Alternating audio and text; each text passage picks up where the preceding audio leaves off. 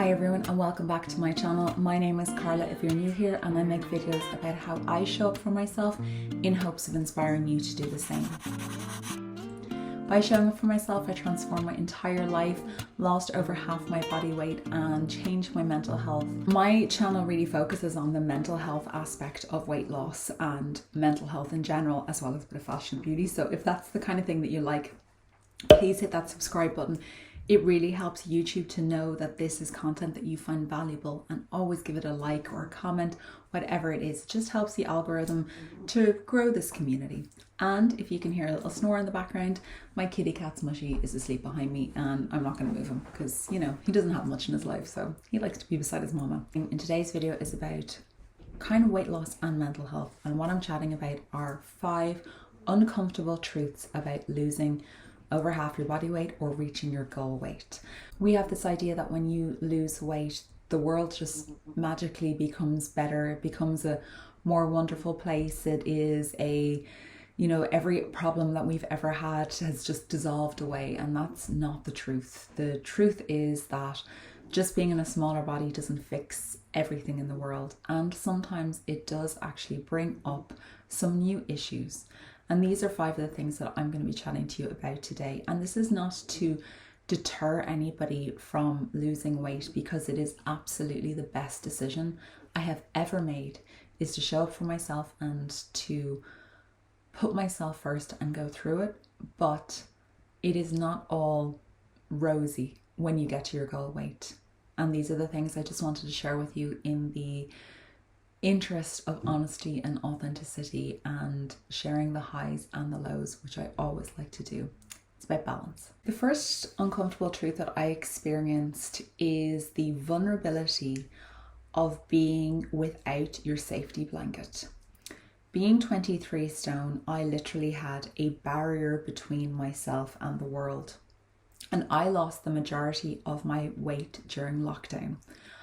And so when we were able to go out and experience life and be with other people, all of a sudden my protection, my guard, my lagging jacket in the world was removed.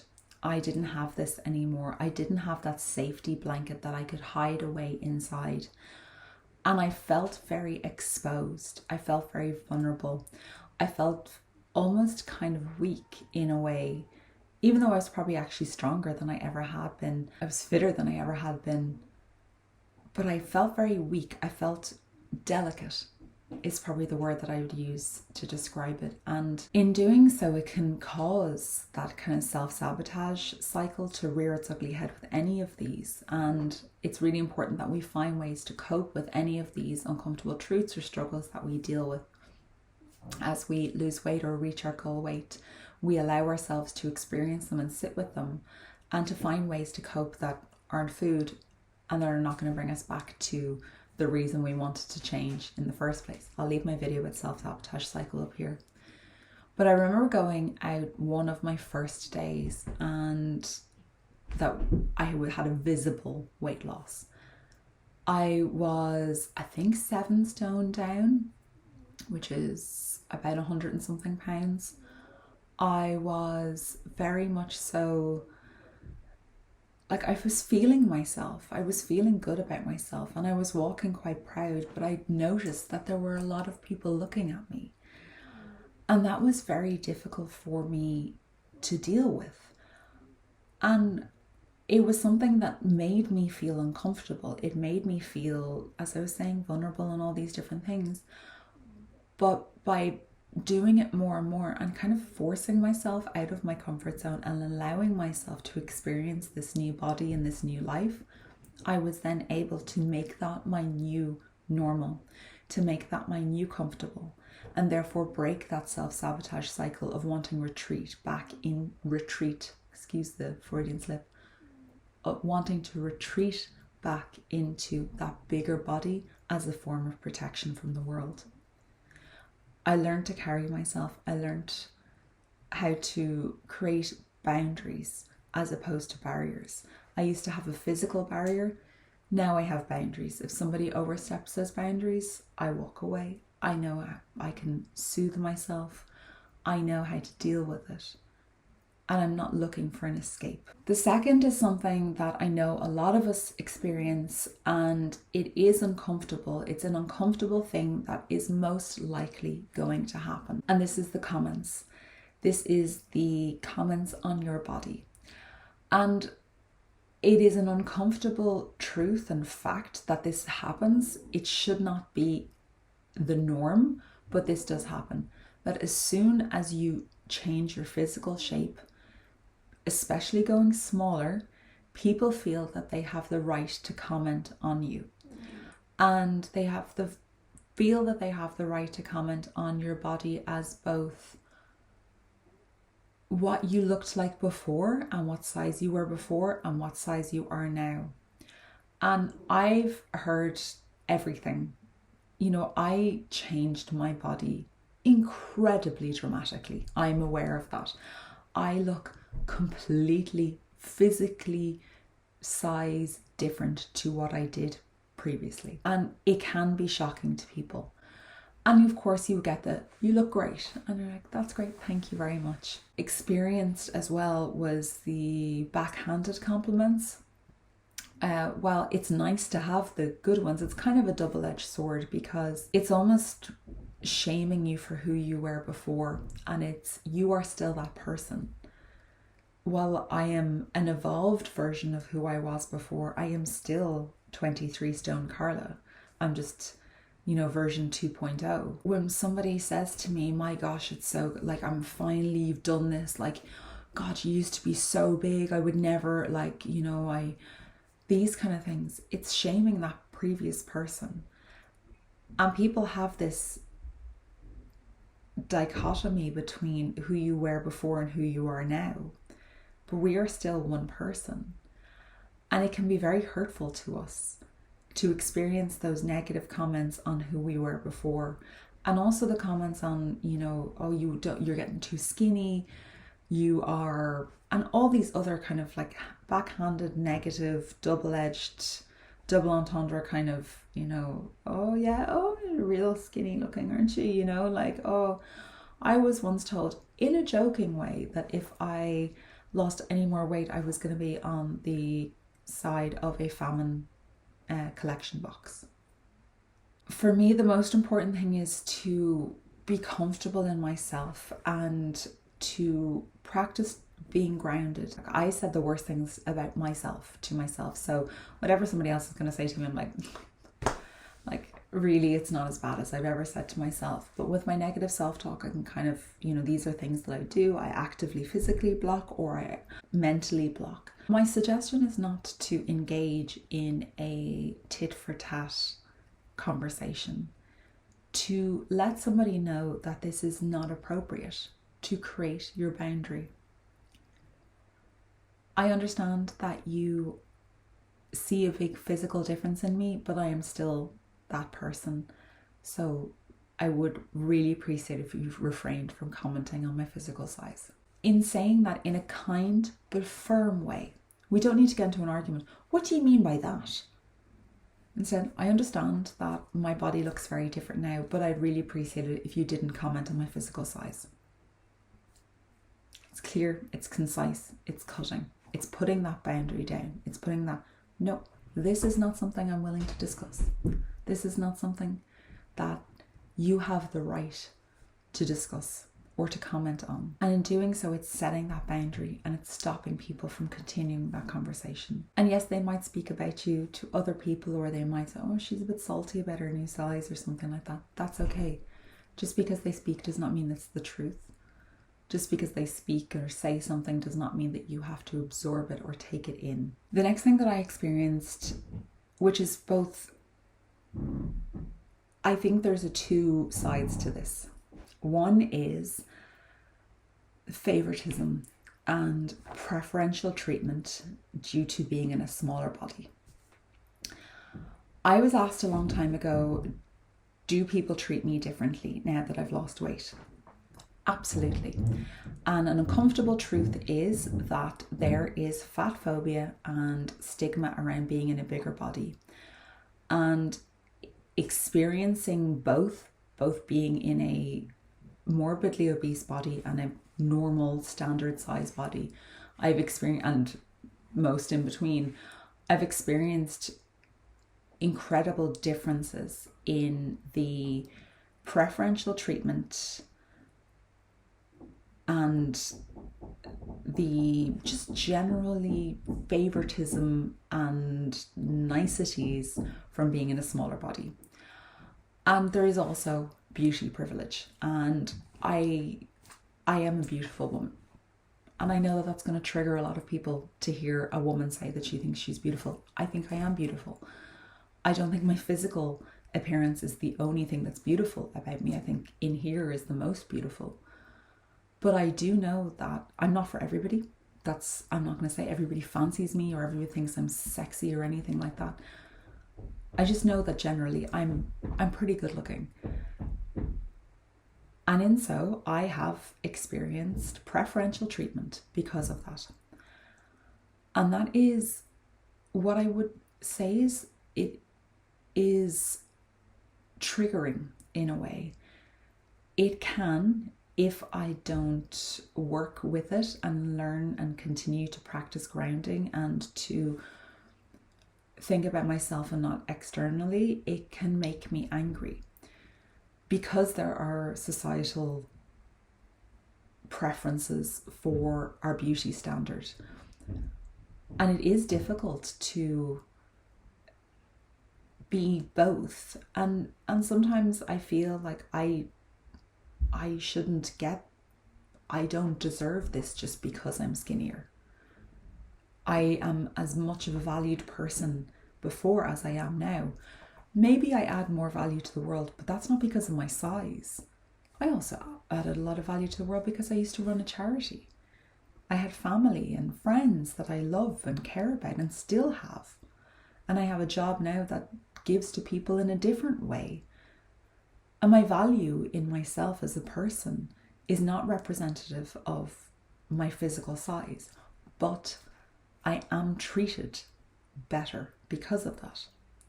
And there is a guilt that I feel because of that. It's not something that I like to take on and hold within me, but it is there.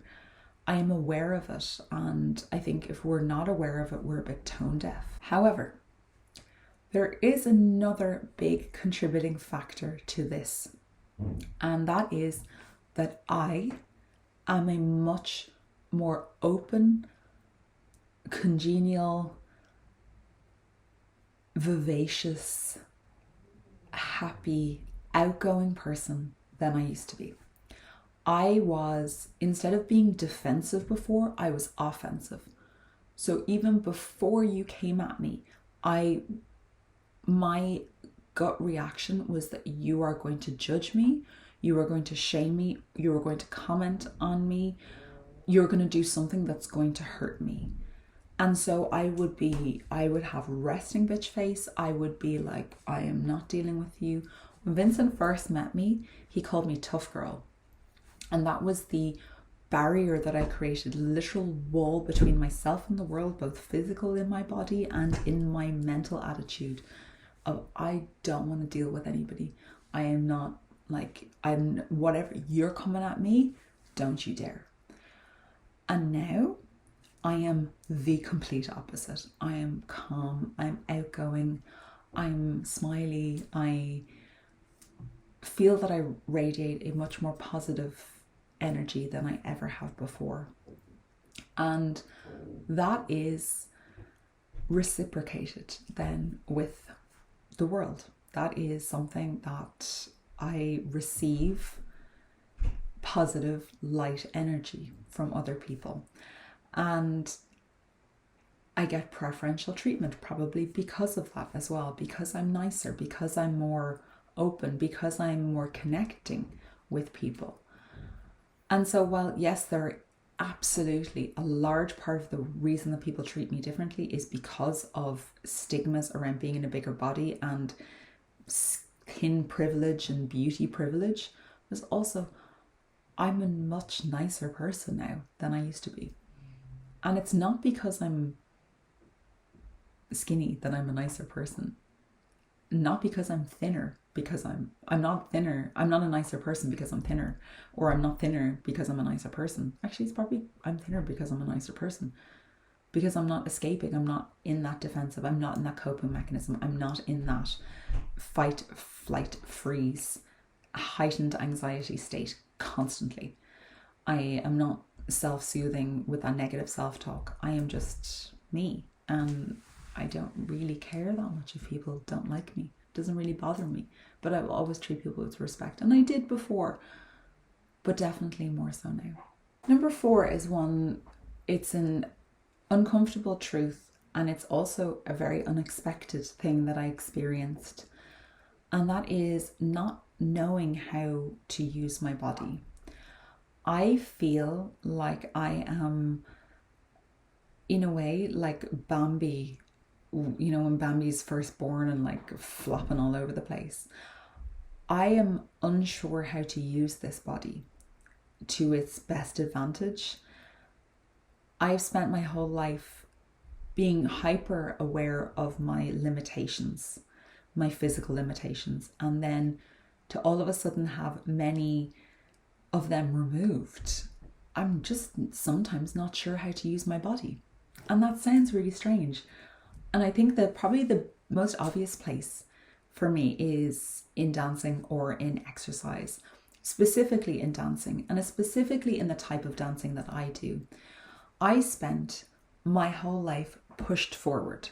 So leaning forward because I have big boobs, a big stomach, and that was just easier for me to travel that way. I also had pain in my back, and so I was leaning forward most of my life.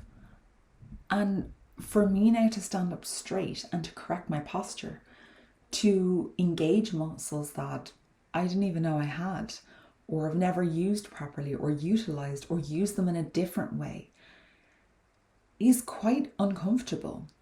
I definitely see it in dance, where I do believe that if I had been in my bigger body and I tried some of the moves, I would have known how to manage that in that body. I probably wouldn't have been able to do all of them, but now in this body, and you know, oh, sorry, my nose is really itchy. In my 10 stone body, I feel like I should automatically know how to do these things. And therefore I have to learn to give myself grace, because realistically, I've only lived in this body for 2 years. So I'm like a toddler learning how to, you know, work with things. Like, you know, when you see a toddler and they're kind of waddling all over the place. I'm not saying I'm walking around waddling, but I'm just trying to say that, you know, that you have this expectation that there will be no limitations, and there are not limitations, but there is a learning curve. There are new learnings that we have to take on board, and they will become second nature eventually.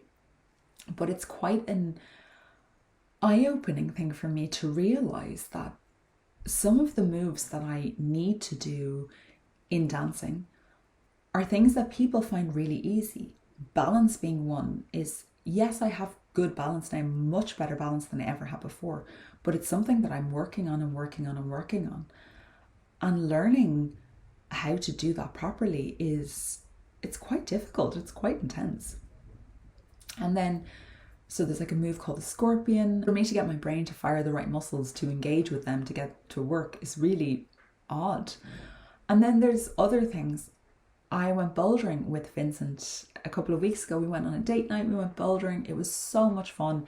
It's where you're climbing with no ropes, basically. I actually really want to do it again. But in my mind, I was telling myself that I wasn't able to do something, because that's the automatic reaction that I would have every single time that I tried a new activity, is that I'm not going to be able to do this. And it's really uncomfortable to still have that, but also that we have to push through that and to know that, okay, no, I can do this. I can climb, I can pull myself up. And actually, sometimes I was a little bit shocked by my ability to do these things. I find that really, really interesting. And it is uncomfortable because it's something that we maybe automatically thought we were going to have, that I was going to be able to do, or didn't really think about it, or compare myself to other people who've lived in their bodies their whole lives, and then all of a sudden I'm not able to do something that they are. But yeah, it's a learning curve. So have grace with yourself. And then the last one, that for this video anyway, I'm sure there will be other ones that I will be coming up with because these are really interesting things, but the last one is grief. And that most likely most of us will grieve for a time that we wasted being our own worst enemy. Now, I do not believe in regret. Everything that I have done has led me to this point. It has taught me so much. It has helped me in countless ways. It has literally overhauled my whole life and made me the person I am today, with the man that I'm with my beautiful son and my beautiful house, with my kitties and everything else that I'm so grateful for. But there is a part of me that grieves specifically my 20s and my teen years, when I was my own worst enemy and I was overweight. And I don't regret it, but it is okay to grieve. It is okay to not be okay about all those times that I did that to myself, and to not shame myself either. I'm not shaming it, but shaming me. It's just interesting to see that it's something that comes up. It's a process, because as I said, you don't get to your goal weight and then everything is fixed and it's all this miracle. There could be a resentment towards yourself, a resentment towards those years. And I went through a resentment towards the people around me for not helping me to see the path earlier. A resentment for their lack of knowledge on how to help me. And it is something that I worked on with my therapist. I don't resent anybody now, and I don't resent myself nor regret it. But it's okay to grieve it. It's okay to go, it would have been nice, but the perspective that I have now, the knowledge, the wisdom, and I'm not saying I'm the most wise, most wisdomous, but what I have now, I'm very grateful for having. But it's okay to have that grief. Guys, that is the end of the video. I really hope you liked this. It's a bit of a different one for me. It's a bit more of a kind of hard-hitting one, a bit more, hopefully making us all think a little bit more, and not thinking that weight loss is going to be that magic pill that fixes everything. I am in a great position now. I am very happy with myself. I'm very happy in my life.